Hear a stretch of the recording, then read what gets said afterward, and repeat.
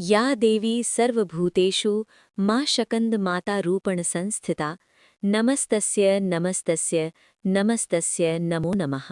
अर्थात हे माँ, सर्वत्र विराजमान और स्कंद माता के रूप में प्रसिद्ध अम्बे, आपको मेरा बारंबार प्रणाम है। हे माँ, आप अपने भक्तों को सब पापों से मुक्ति प्रदान करें। जय माता दी। ओम नमः शिवाय।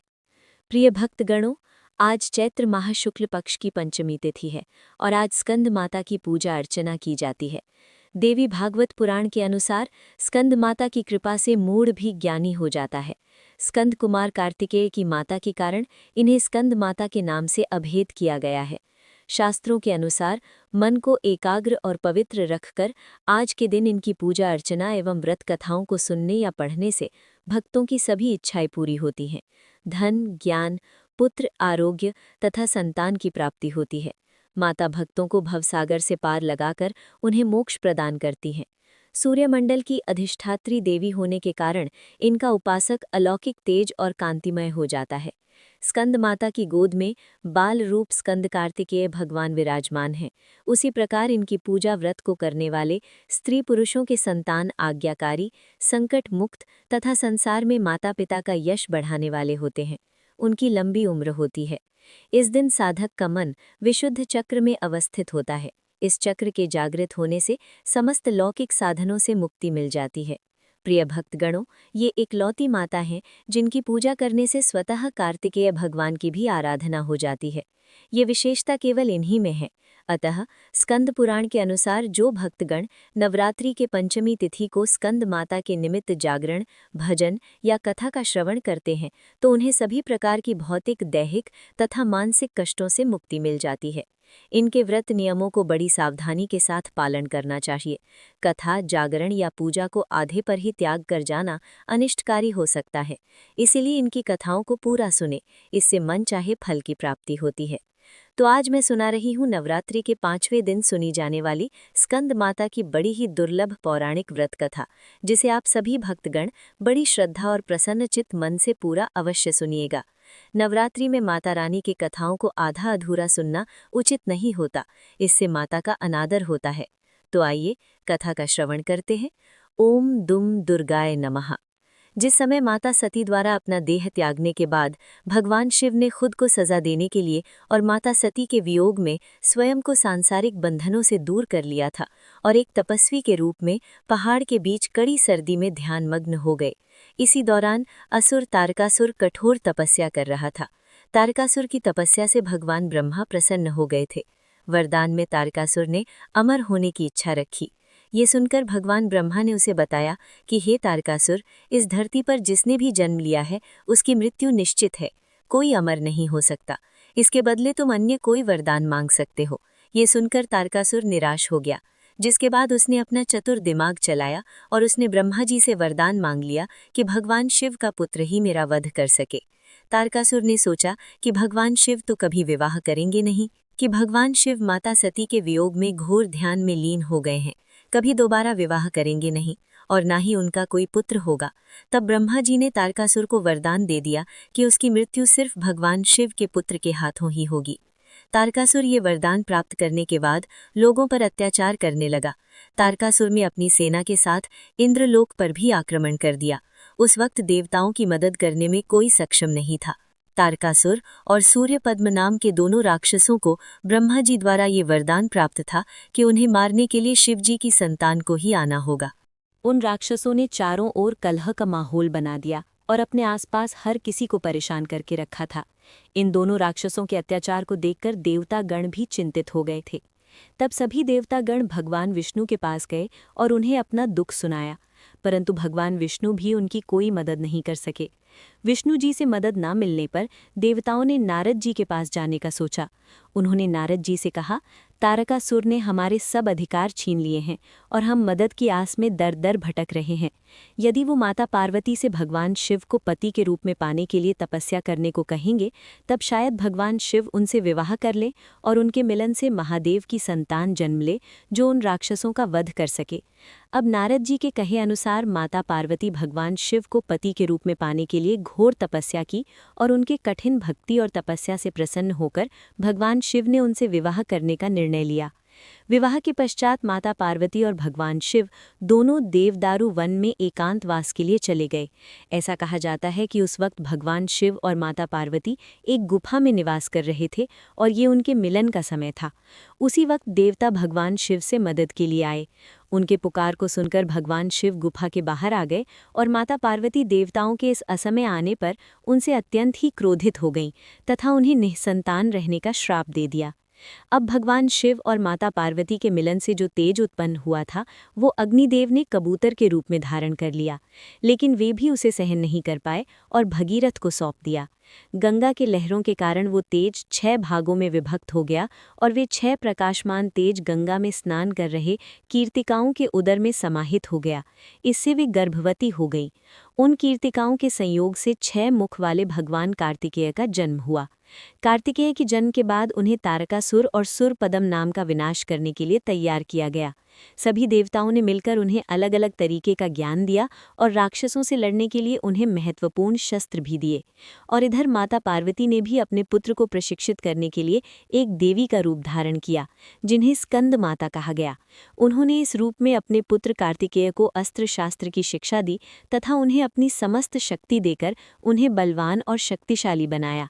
तब भगवान कार्तिकेय तथा दैत्य तारकासुर का बड़ा ही भयानक युद्ध हुआ। उस युद्ध में कार्तिकेय भगवान ने अपनी माता स्कंद माता की सहायता से तारकासुर का वध कर दिया और स्कंद माता ने उन्हें देवताओं के सेनापति के रूप में नियुक्त कर दिया। कार्तिकेय की माता होने के कारण उन्हें स्कंद माता के रूप में पूजा जाता है। स्कंद कार्तिकेय भगवान का ही दूसरा रूप है। स्कंद माता के विग्रह में भगवान स्कंद बाल रूप में उनकी गोदी में विराजमान हैं। इन देवी की 4 भुजाएं हैं। ये दाईं तरफ की ऊपर वाली भुजा से स्कंद को गोद में पकड़े हुए हैं। नीचे वाली भुजा में कमल का फूल है, बाईं तरफ ऊपर वाली भुजा में वर मुद्रा में है और नीचे वाली भुजा में कमल पुष्प है। इनका वर्ण एकदम शुभ है। ये कमल के आसन पर विराजमान है, इसीलिए इन्हें पद्मासना भी कहा जाता है। सिंह इनका वाहन है। इनकी भक्ति और पूजा पाठ करने से भक्तों को मोक्ष मिलता है और तन मन एकाग्रित होते हुए भक्त भवसागर से पार लग जाते हैं। इस व्रत को पूर्व काल में जिसने किया उसका वृत्तांत सुनो। मनोहर नगर में राजा भीमसेन का राज्य था। उनका एक ही पुत्र था। इकलौता होने की वजह से वो अधिक लाड़ दुलार से पाला पोसा गया था। इसी कारण वो बड़ा जिद्दी और शरारती बन गया था। वो प्रतिदिन पनघट पर जाकर बैठ जाता और वहां पानी भरने वाली स्त्रियों के घड़ों को गुलेल से मारकर तोड़ देता, जिससे उनके घड़े टूट जाते और उनके कपड़े भीग जाते। सभी स्त्रियां उसके व्यवहार से बहुत ही परेशान होकर राजा के पास शिकायत करने के लिए गईं। उनकी शिकायत सुनकर राजा बोले, अब कोई भी घड़ा लेकर पानी भरने नहीं जाएगा। सभी स्त्रियां पानी भरने के लिए पीतल व तांबे के बर्तन ले जाएंगी। लेकिन राजकुमार अपनी शरारतों से बाज नहीं आया। वो उनके बर्तनों का पानी बिखेर कर उनके बर्तन जमीन पर यहाँ वहाँ फेंक देता, जिससे बर्तनों का आकार बिगड़ जाता और वे पिचक जाते। इधर अपने पुत्र की सलामती के लिए रानी नवरात्रि का व्रत किया करती थी। प्रिय भक्तगणों, राजकुमार की हरकतें दिन प्रतिदिन बढ़ती जा रही थीं। स्त्रियां राजा के पास शिकायत लेकर अधिक संख्या में आने लगीं। राजा ने किसी प्रकार उनको समझा बुझाकर वापस भेज दिया और फिर वे सोचने लगीं कि यदि राजकुमार की हरकतें इसी प्रकार बढ़ती जा रही हैं तो हमारी प्रजा राज्य छोड़कर चली जाएगी।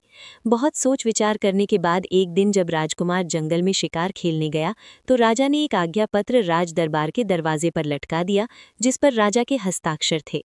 उस आज्ञा पत्र में राजकुमार को देश निकाले का हुक्म था।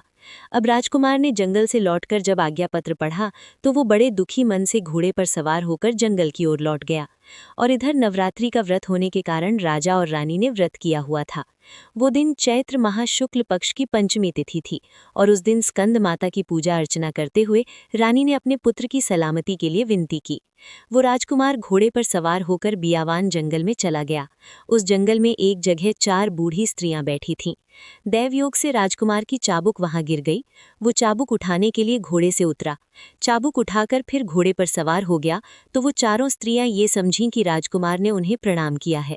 वे राजकुमार से पूछने लगीं, तुमने में से किसको प्रणाम किया है? तब राजकुमार ने कहा, तुम में जो आयु में सबसे बड़ी है, मैंने उसे प्रणाम किया है। वो बोली, उम्र में तो हम सभी बराबर हैं। तो इस पर राजकुमार ने एक स्त्री से उसका नाम पूछा तो वो बोली, मेरा नाम भूखमाई है। राजकुमार ने कहा, तुम्हारा कोई खास उद्देश्य नहीं है। भूख तो रूखे सूखे टुकड़ों से भी मिट जाती है तथा 56 प्रकार के भूख से भी, इसीलिए मैंने तुम्हें प्रणाम नहीं किया। उसने दूसरी स्त्री से अपना नाम पूछा तो उसने कहा, मेरा नाम प्यास माई है। राजकुमार बोला, तुम तो भूख माई की तरह ही हो। प्यास गंगा जल से भी शांत हो जाती है और तालाब के पानी से भी, इसीलिए मैंने तुम्हें प्रणाम नहीं किया। तीसरी स्त्री ने अपना नाम नींद माई बताया तो राजकुमार बोला, तुम भी लक्ष्यहीन हो। फूलों की सैया की तरह पत्थरों पर भी नींद आ जाती है, अतः मैंने तुम्हें प्रणाम नहीं किया। अब चौथी स्त्री ने अपना नाम स्कंद माई बताया। इस पर राजकुमार बोला, हे माँ, ये तीनों मनुष्य को व्याकुल कर देती हैं, लेकिन तुम उन्हें शांति प्रदान करती हो, अतः मैंने तुम्हें ही प्रणाम किया है। ये सुनकर स्कंद माता बड़ी ही प्रसन्न हुई तथा उसे 4 कौड़ियां देकर बोली, जब तक ये कौड़ियां तुम्हारे पास रहेंगी, तुम्हें युद्ध और जुए में कोई भी नहीं हरा सकता। जो भी काम करोगे उसी में सफलता मिलेगी।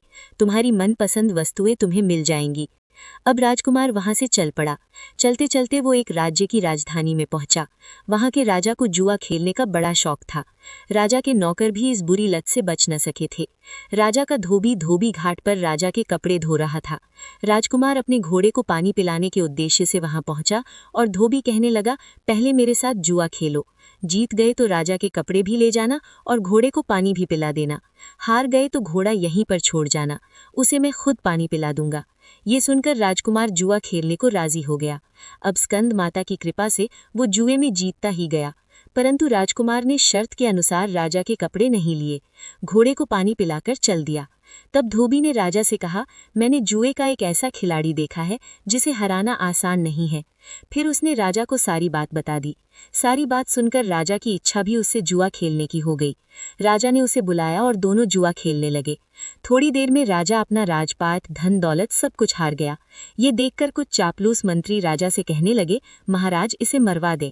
राजा का एक बूढ़ा मंत्री था। उसने राजा को सलाह दी, राजकुमारी का विवाह इसके साथ करा दीजिए तो ये राजपाट और मानसान बना रहेगा। राजा को बूढ़े मंत्री की सलाह पसंद आई। उसने राजकुमारी का विवाह उसके साथ कर दिया। एक अलग महल भी उसके रहने के लिए दे दिया गया।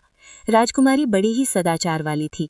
यहाँ उसकी सास नंदे तो नहीं थी, इसीलिए उसने कपड़े की कई गुड़ियां बना ली तथा रोज सुबह उन्हें सास ननद समझकर पैर छूने लगी और माता रानी की पूजा पाठ करने लगी तथा अपने ससुराल जाने की विनती करने लगी। एक दिन राजकुमार ने उसे गुड़ियों के पैर छूते देखकर पूछा तो राजकुमारी ने सारी बात बता दी। तब राजकुमार कहने लगा, गुड़ियों के पैर छूने की कोई जरूरत नहीं है, हमारे परिवार में तो सभी हैं। तुम्हारी इच्छा उनसे मिलने की है तो अपने पिता से आज्ञा ले लो। राजकुमारी ने अपने पिता से आज्ञा ले ली। राजा ने यात्रा का पूरा प्रबंध करके बेटी को विदा कर दिया। राजकुमार जब सेना सहित अपने राज्य के निकट पहुंचा तो प्रजा ने सोचा, कोई राजा हमारे राज्य पर आक्रमण करने आया है। राजा रानी तो पुत्र वियोग में रो रोकर अंधे हो गए थे। राजा को जब आक्रमण की सूचना मिली तो वे स्वयं ही बिना लड़े राज्य त्यागने की इच्छा से आक्रमणकारी राजा के पास जाने को तैयार हो गए। परंतु जब उन्हें पुत्र के लौटने का समाचार मिला तो स्कंद माता की कृपा से उनकी आंखों की रोशनी वापस आ गई।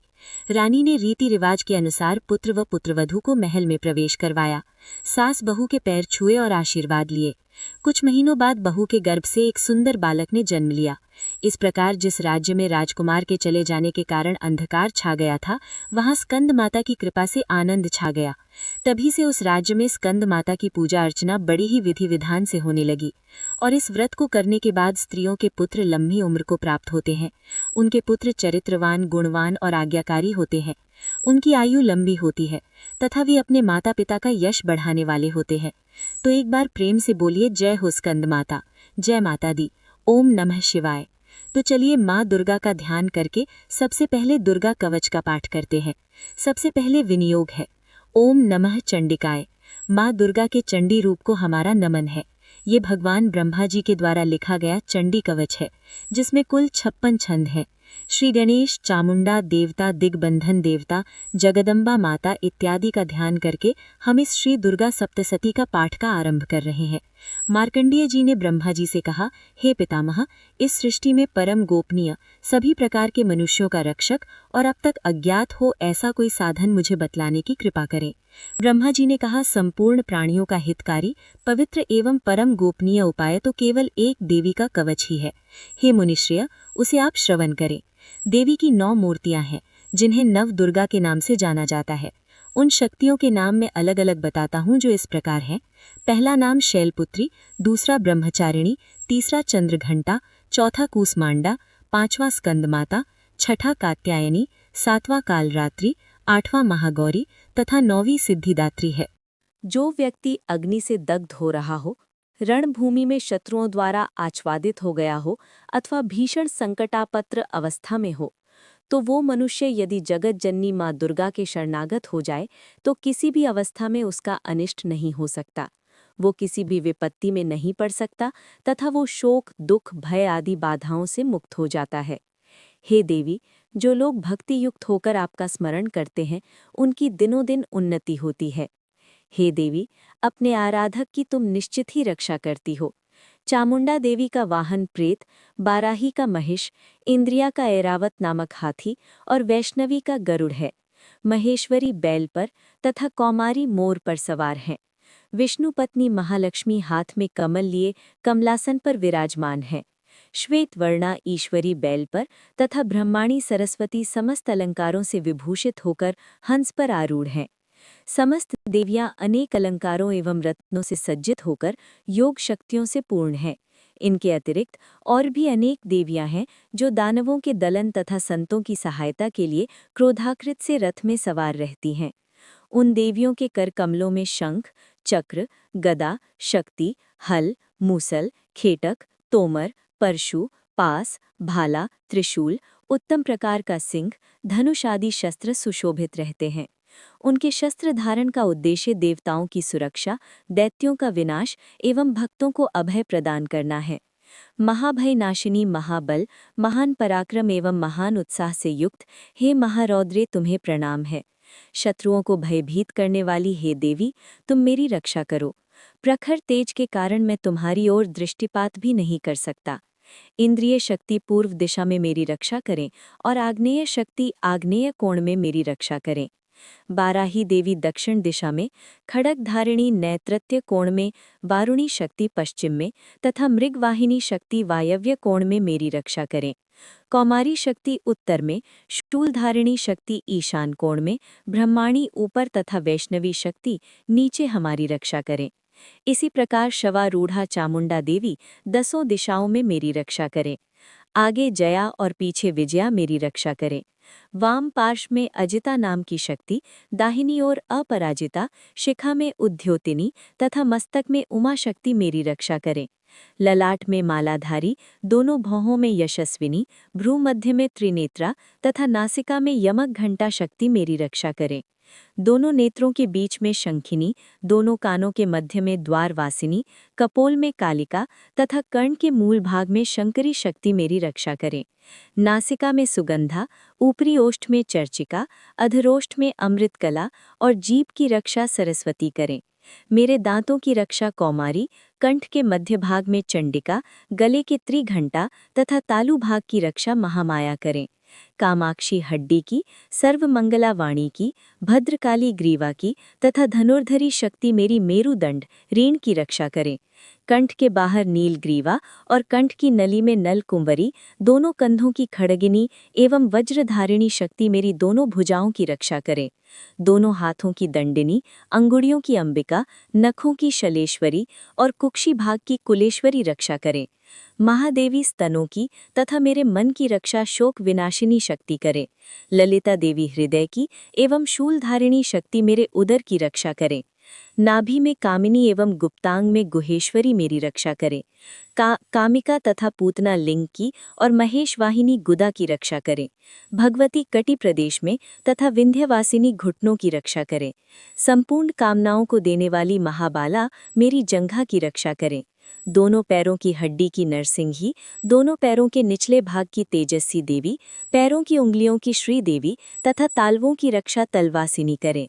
दंष्ट कराली नखों की, ऊर्ध्वेशनी देवी केशों की, कौवेरी रोमावली छिद्रों में तथा बागेश्वरी मेरी त्वचा की रक्षा करें।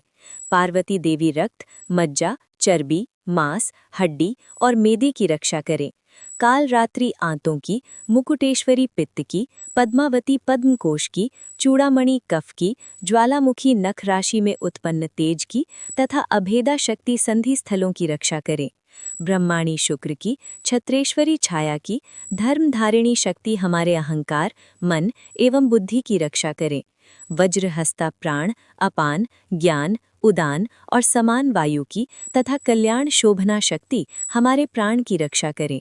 रस, रूप, गंध, शब्द तथा स्पर्श रूप विषयों का अनुभव करते समय योगिनी एवं हमारे सत, रज एवं तमु गुण की रक्षा नारायणी देवी करें। बाराही आयु की, वैष्णवी धर्म की, चक्रिणी यश, कीर्ति, लक्ष्मी, धन और विद्या की रक्षा करें।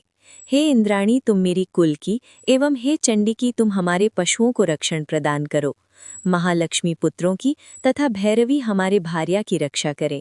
सुपथा देवी पथ की, क्षेमकरी मार्ग की, महालक्ष्मी राज दरबार की एवं सर्वव्यापिनी विजया देवी भय से मेरी रक्षा करें। हे देवी, इस कवच में जिस जिस शरीर स्थान की रक्षा की बात नहीं कही गई है, उन सभी स्थानों की पाप विनाशिनी जयंती देवी रक्षा करें। कल्याण का इच्छुक व्यक्ति इस कवच का पाठ किए बिना कहीं भी गमन ना करें।